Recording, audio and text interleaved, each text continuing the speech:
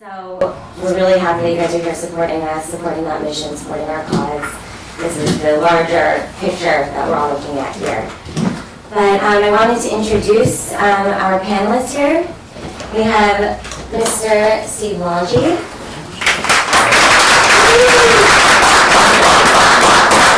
Peter Nelson.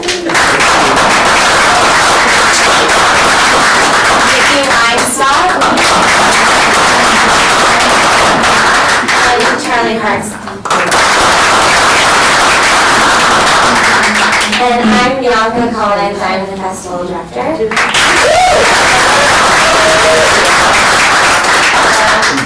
I've also been an actress my entire life, since I was 3, so I'm the perfect moderator for this panel because I have no idea how to pitch or finance or distribute a film. But these gentlemen certainly do. So I want each of you guys to...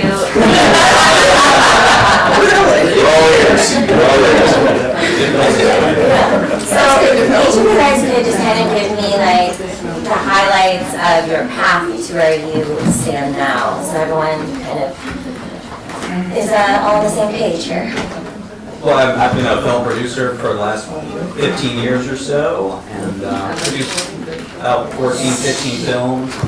The next film is Hacksaw Ridge, directed by Mel Gibson, will be out November 4th, which I'm very proud of. It's an amazing true story that I've been working on for about 14 years in development. Yeah, but the film finally is made now, and yeah, it's a true story about a gentleman in World War II who wanted to serve his country, but he was a Seventh-day Adventist and he would not bear arms. He refused to touch a gun, and he was sent. He was actually put into a rifle unit, and his men hated him. They tried to get him out, but he just kept coming back. He wanted to serve his country in any way he could. And a lot of times, conscientious objectors become medics. So he became a medic and was sent into the bloodiest battle of the war and winds up saving the lives of over 100 men, American and Japanese, and wins the Congressional Medal of Honor. So from a conscientious objector to winning the Congressional Medal of Honor. It's an amazing journey, and it's the kind of story that I'm drawn to for the most part. I like really uplifting, positive films. I made another film called Paris or Bobby, which is about a young man, true story as well, who committed suicide. He was gay, and his mother tried to cure him through religion.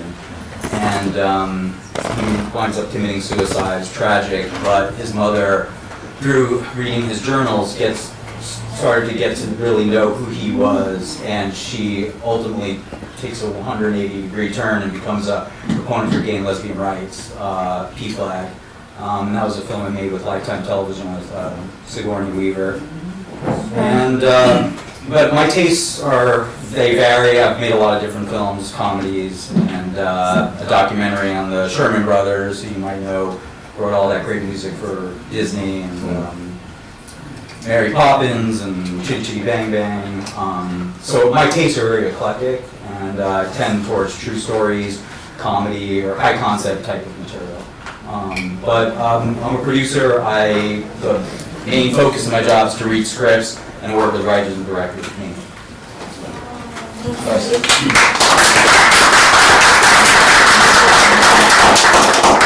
I have a sort of a weird background. I was a biology major in college. And then I dropped out and started taking acting classes at the behest of my mother. Actually, the first job I got in Hollywood, I was cast to play Dennis Hopper as a young kid and as a high school kid. My high school girlfriend's father was the producer of Easy Rider, so he was friends with Henry Jaglin and this script. I was only 14 and a half. I mean, she wasn't my girlfriend. We were friends. I was at her mother's house, and they cast me in this role. I said, no, I'm too scared. I went skiing with some friends that weekend instead. And ended up not taking that part. But I started out as a PA working for Roger Corman while I was going to school, finishing my degree. I ended up finishing in political science. I became an actor. I starred in a movie that won Sundance. Then I did a miniseries called V, which followed by several miniseries. And then I was in The Last Starfighter. I was in a TV series called Paper Chase in the 80s. And then I decided I wanted to write my own material and try to produce and write my own material.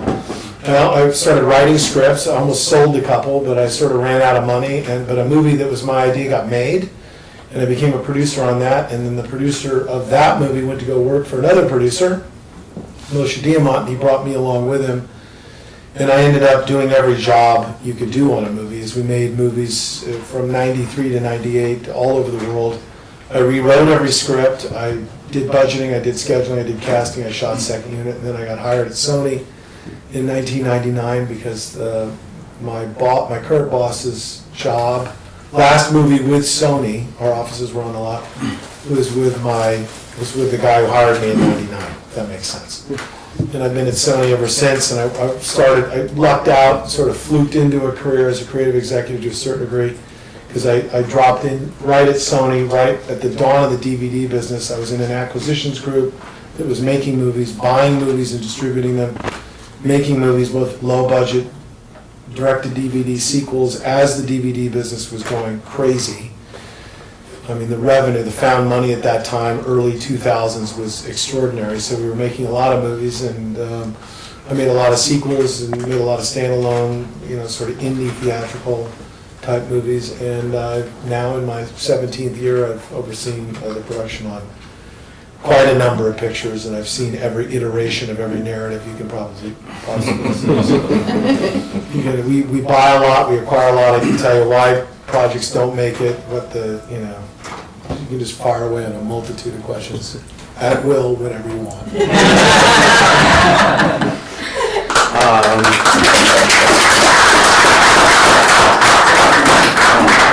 I'll take Peter's challenge of a weird background and try and beat him. I have a weird one as well I'll mention just because it spans a lot of media, and I figure people in the room may span a lot of media. But I started in book publishing in New York City, and at Random House I was a book editor, and then at a place called Riverhead Books, and then I quit to write full time. And I was pretty much a journalist and a novelist. I wrote 3 books and a lot of articles for the Nation and the New York Times and National Public Radio. And then I married another writer. We had a baby. Maybe needless to say, we were dead broke, living on the Lower East Side in New York. And I went to work. I needed a day job, so I went to work at News Corporation, the media company, as sort of their in-house writer. So I wrote all the press releases and annual reports and whatever. And I was promoted a few months into the job to be Rupert Murdoch's speechwriter. This was all at corporate headquarters in New York. Very weird job for a liberal novelist. The Upper West Side, needless to say. I was positive I'd be fired when my politics were discovered. But we made it work, and I did that for 4 years and traveled all over with Rupert and Peter Chernin, who was at the time his number 2 and the president of News Corporation. So I worked with Rupert and Peter, and then was still writing, and my writing career was sort of confusing to everybody, rightly so. And finally, Rupert and Peter asked me to move to Los Angeles and work at one of their creative companies. So I went to 20th Century Fox 12 years ago. I worked in television comedy. I developed a show called How I Met Your Mother and a show called My Name is Earl that was on NBC. A bunch of half-hour comedies that were very fun. And then I left to partner with Judd Apatow. Judd had 40-Year-Old Virgin and Knocked Up and Superbad, and wanted to develop a real company that would produce a range of stuff. And so I did that with him. It was really just the 2 of us at the company. Really fun. We did a ton of movies very quickly. Movies Forgetting Sarah Marshall and Step Brothers and Pineapple Express and Get Him to the Greek, and Bridesmaids was the last movie I developed. And then I left. I helped Peter Chernin, who had at that point left News Corporation, to start his own production company. I started that company with him, and we hired a bunch of people and got that going. That's called Chernin Entertainment. That's still going. And then I started my own company right after that called Invention. And I had a deal at Fox, and then had a deal at Lionsgate, did a bunch of movies in TV, and just a few months ago, I actually merged that company. I partnered with Ben Stiller, and I merged that company with Ben Stiller's production company. So I'm now running the combined company of both our companies. Ben lives in New York. I'm out here in LA, and we've sort of put all our projects together and have become independent. We actually had a deal at Fox for a long time, he did, which we are not doing anymore. So we're sort of a new independent company starting a few months ago. It's very fun already. Congratulations.